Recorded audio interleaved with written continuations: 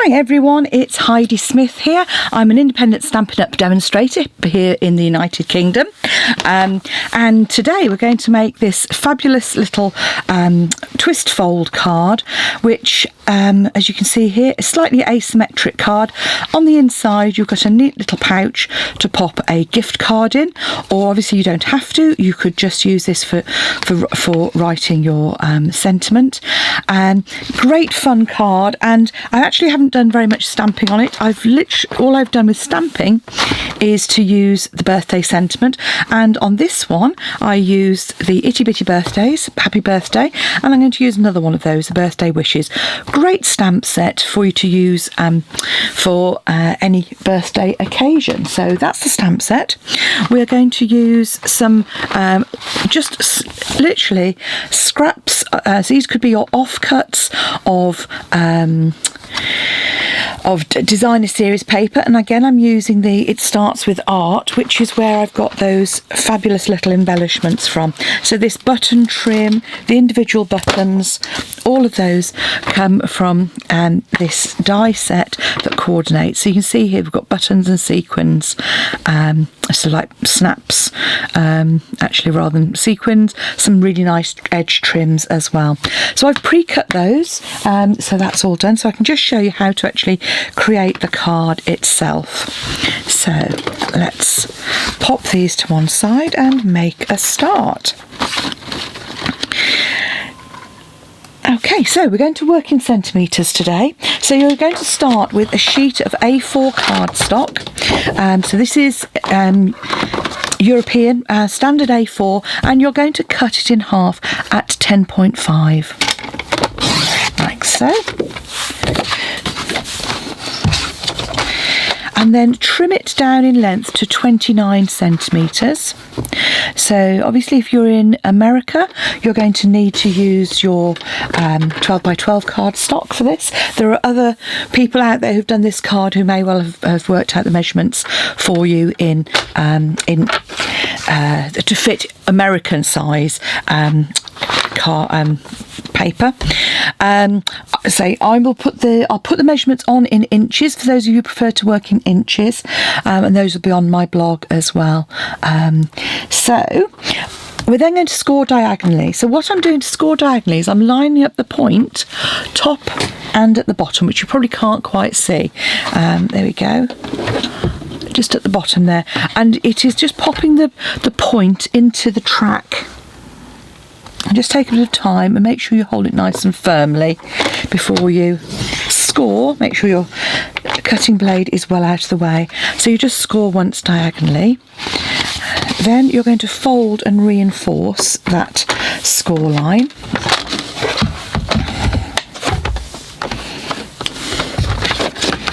And you'll need your trimmer again in a moment. And my bone folder, okay, it's just here, right? So just reinforce that, and then what you want to do is open it up and fold it back on itself again. Okay, and what we're going to do now, you've got this diagonal score, and we're going to score down the middle here. So again, move your cutting blade out of the way, and you're going to line up the point at which those cross. This is just over 6 inches, so it's about at the just commit to 16 centimetres, and score strongly there. And when you reinforce that, when you fold it, just make sure you line up your points and then reinforce. Now, there's quite a bit of bulk in this, so what I do is I like to come in with my snips. Make sure you're doing the right one. Okay, so this is how we've folded it. Okay, so here, so this is the piece. I'm going to keep my fingers on that, and you're going to come in and just cut down both sides of that score line. Now you don't have to do this, and a lot of the original ones, originators of this, lots of people out there, I don't know who originally came up with it, don't do this, but I find it just helps the card work better. because what you're doing is you're reducing the bulk that you're folding into. And all you need to do then is put a couple of pieces of sticky strip in there for a little bit later, but I'm going to do it now. Well, I've got my card. Okay, so you're popping a piece there,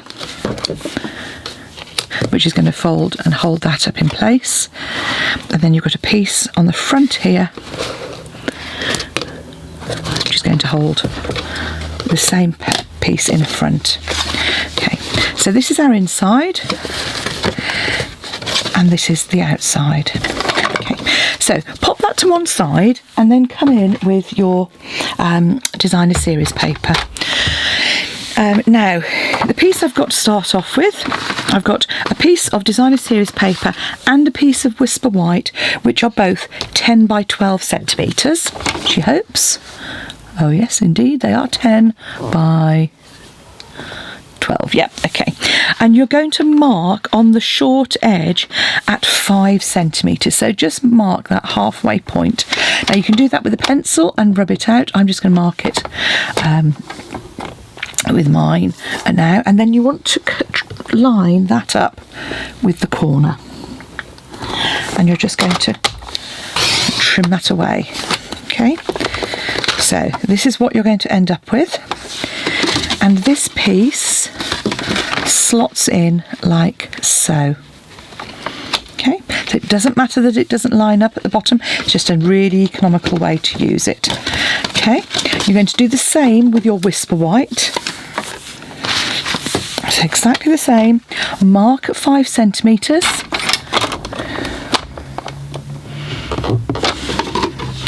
So just mark at the top there. And then again, that mark, so that's the easiest way to do is put the mark at the top.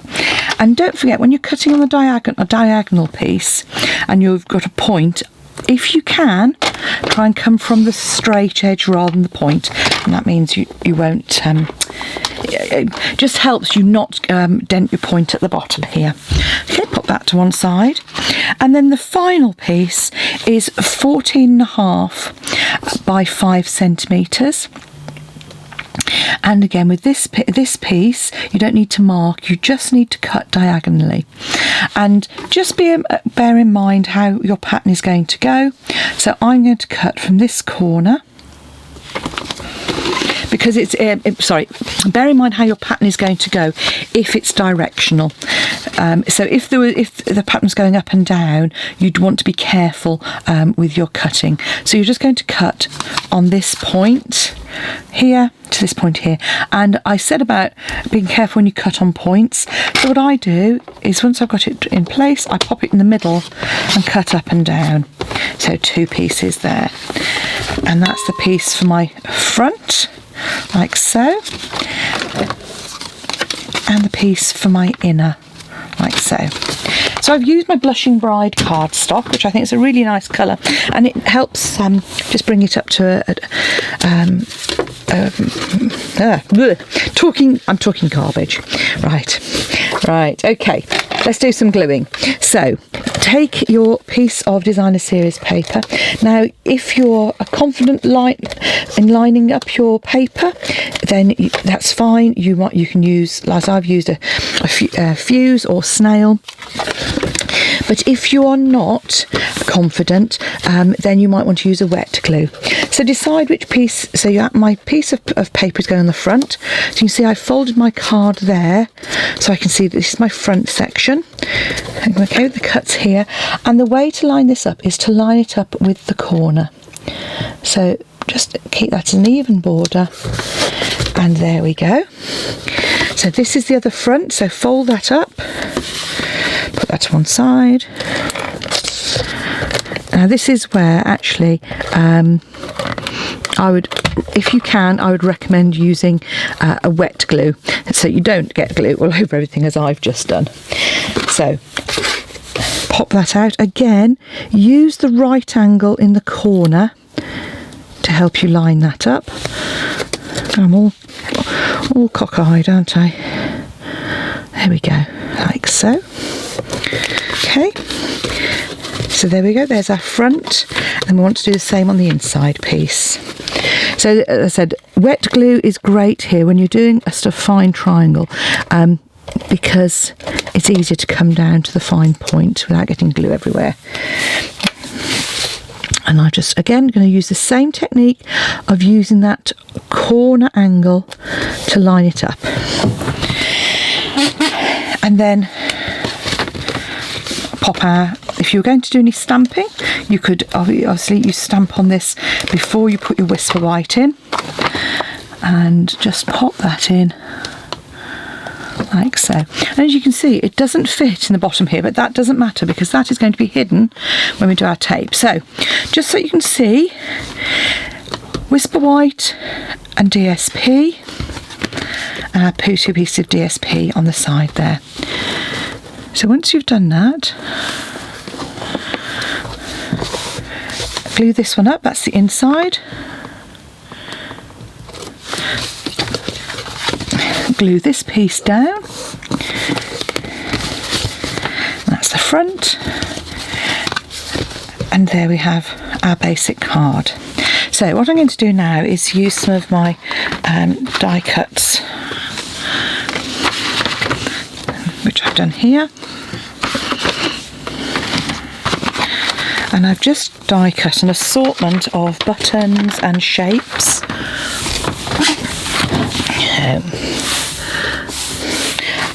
And for this, a couple of techniques that you can use. You can either use a sponge. My glue is really wet. Okay, this is going to be interesting. So all I'm doing is popping some glue down here. Now, I forgot, actually what I'm going to do is I'm going to pop a little line of glue on the inside there as well. I've just popped some glue in a really fine tip dispenser. Unfortunately, we can't get hold of the fine tip glue at the moment due to some customs issues, which is presenting Stampin' Up with a bit of a challenge. So I'm just using some of my glue that I've got, which is instead of my fine tip glue, but it's in a fine tip to make it easier. So I've just glued that on the diagonal, and I say I've put a little line of glue on the inside. I would normally use my fine red tape to stick down that diagonal, but obviously you could pop your gift card in the front if you wanted. Lots of different ways to do it. While that is drying, I'm just going to stamp my sentiment, which says optimistically, if I can find my, I'm going to use some Flirty Flamingo, so a slightly brighter pink. I'm going to grab a bit of Whisper White, so just a little scraplet here, that'll do. And I'm going to just stamp birthday wishes actually at the bottom here, because rather than use the tailored tag, I'm going to show you that, because the tailored tag I quite like on a masculine card, but with birthday wishes that fits just beautifully in there as well.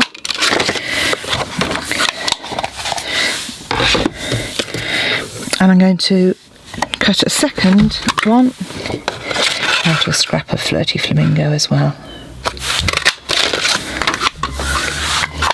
Sorry, reaching across there is because my punch storage is immediately in front of my desk area, which is small, teensy small. Okay, cut up the middle of the label. It's a technique we've done lots of times before. Pop some glue on the back outer edges of this, and I find the easiest way is to put your part label on the bottom like so, and then do the same with the top like so, and that's going to go on there with a couple of dimensionals.